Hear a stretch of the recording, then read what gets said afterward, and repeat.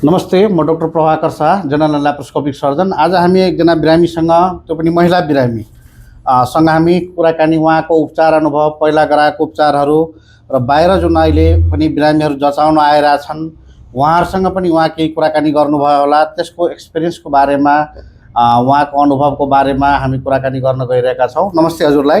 नमस्कार सर। हजुर आफ्नो सानो परिचय दिनु पर्यो। मेरो नाम हिरा सुवेदी। हजुर। मेरो घर देवचुली 17। हजुर। म चाहिँ नवलपुर हजुरबाट आएको। म आजभन्दा 2 महिना अगाडि हजुरसँग उपचार गराउनु भएको थियो। उपचार गराएपछि मलाई चाहिँ एकदम पहिला पनि गराएको थिएँ गराउनलाई। हजुर। पहिलाकोले मलाई भएन। हजुर।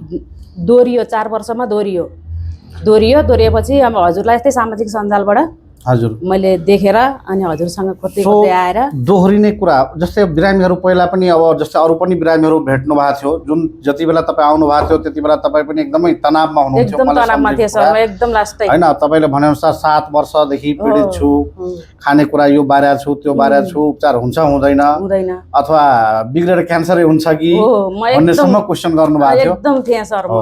सो यो जुन तनावको स्थिति सिर्जना भइरहेछ, तपाईलाई के लाग्छ किन त्यति तनाव भइरहेछ? उपचार त भइरहेछ त, सजिलै छ त उपचार त। सजिलै रहेछ। अब जानिए थिए, त्यति बेला थाहा भएन, जानिएन, ठाउँ भेटिएन। मतलब तपाईलाई यस्तो लाग्दैन कि केही सामाजिक सञ्जालहरूमै अथवा भनौँ न जो डाक्टर हो होइन केही थाहा छैन त्यस्तो मान्छेहरूले अफवाह फैलाएर क्यान्सरको डर देखाएर त्रास देखाउने कुरा पनि भइरहेछ? अरू सेन्टरहरूमा त्यस्तो काम भइरहेछ? त्यस्तो छैन सर। त्यस्तो छैन। एकदम आनन्द, एकदम कहीँ केही नगरिकन, कहीँ केही नभइकन ढुक्क तालले एक्लै आएर जान सकिन्छ। एकदम यहाँबाट हैन, यहाँबाट चाहिँ एक्लै उपचार गरेर पनि जान सकिन्छ। अरू बिरामीहरू जस्तै पीडित भएर आइरहेछन्, अरू ठाउँमा यस्तो भयो त्यस्तो भयो त्यस्तो पनि आइरहेछन्, त्यसको बारेमा के भन्नुहुन्छ तपाईँ? उहाँहरूलाई निर्धक्क भएर आउनुस्। हजुर। उहाँ प्रभाकर सरलाई भेट्नुस्। हजुर। भेटेर एकचोटि सल्लाह सुझाव लिनुस्। हजुर। म जस्तै हजुर पीडाबाट मुक्त हुनुस्। म त्यही भन्छु सबैजना। महिलाहरू चाहिँ नि विशेष पीडित छन्, यसमा तपाईँको के अनुभव छ? यो पीडित त यस्तो हो कि सर, अब कोही अहिलेको समयमा सामाजिक सञ्जालबाट टाढा त कोही पनि छैन। हो। सामाजिक सञ्जाल सबैसित छ। हजुर। तर त्यो सदुपयोग र दुरुपयोग भन्ने कुरा, सदुपयोग भन्दा दुरुपयोग बेसी गरेर त्यो राम्रो चिजहरूलाई चाहिँ राम्रोसँग नकेलाएर नहेरेर तर यो भइरहेछ कि लजाउने बानी, लुकाउने बानी, त्यो पनि एउटा प्रमुख मलाई लाग्छ कारण। रोगलाई लुकाएर कहिल्यै पनि नबस्नु। हेर्नु, मेरो फलान ठाउँमा यस्तो रोग छ, म देखाउन मलाई लाज लाग्छ, मलाई शर्म लाग्छ भनेर नबस्नु होला कोही पनि।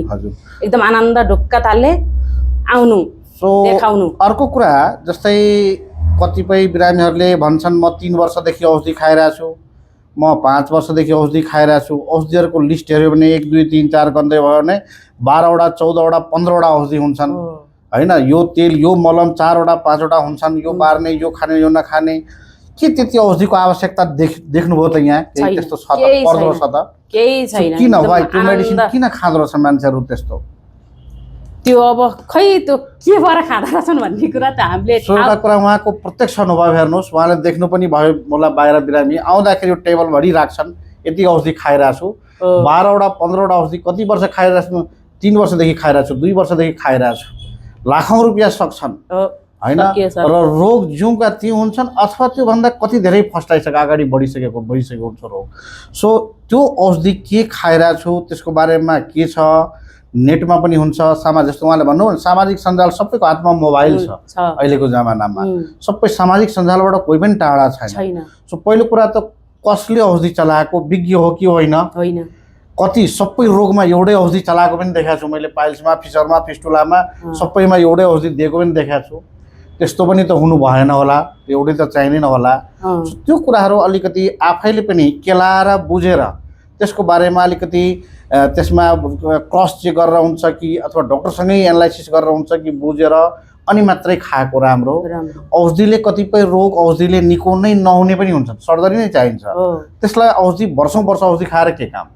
सर्जरी छ, कुनै प्रोसिजर छ भने त्यसमा जाने हो। त्यो वर्षै औषधि खाएर रोग पनि बल्झाउने, पैसा पनि खर्च गर्ने कुरा आउँदैन। सो त्यस्ता बिरामी पनि धेरै छन्। र उहाँको प्र्याक्टिकल अनुभव पनि सुनिहाल्नु भयो। 7 वर्षदेखि हुनुहुन्थ्यो, आउँदा पनि एकदमै डराउनु भएको थियो, उपचार गराउँदा पनि एकदमै आर्ती राख्नु भएको थियो, तर अहिले हाँस्दै आउनुभयो।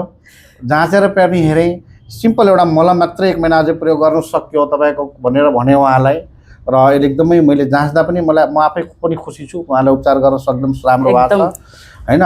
मबाट नहुने कुरालाई पनि भनिदिन्छु मबाट हुँदैन उपचार भनेर। सो तपाईँहरूलाई पनि यदि कुनै पनि रोग यो पाचन प्रणाली डाइजेस्टिभ सिस्टम सम्बन्धी अथवा प्रोक्टोलोजी मलद्वार सम्बन्धी कुनै पनि त्यस्तो प्रकारको समस्या छ भने कृपया हाम्रो सेन्टरहरू छन्, क्लिनिकहरू छन्, त्यो क्लिनिकहरूमा भिजिट गर्नुहोला, उचित परामर्श लिनुहोला। गलत ठाउँमा, गलत सेन्टरमा, गलत प्रविधिले अथवा गलत औषधिले उपचार गर्नेतर्फ नलाग्नुहोला।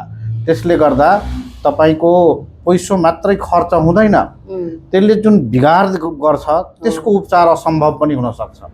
कसैले एकचोटि बिगार्यो, जस्तै यो टेबल भत्काइदियो फेरि यस्तै बनाइदियोस् भनेपछि हामी बनाउन सक्दैनौँ होला त्यो। सो त्यस्तो चाहिँ नि प्रक्रियामा नफस्नु होला, जीवनभर पस्ताउनु पर्ने पनि कतिवटा कन्डिसनहरू हामी देखाएको छौँ। धन्यवाद हजुरलाई। नमस्कार।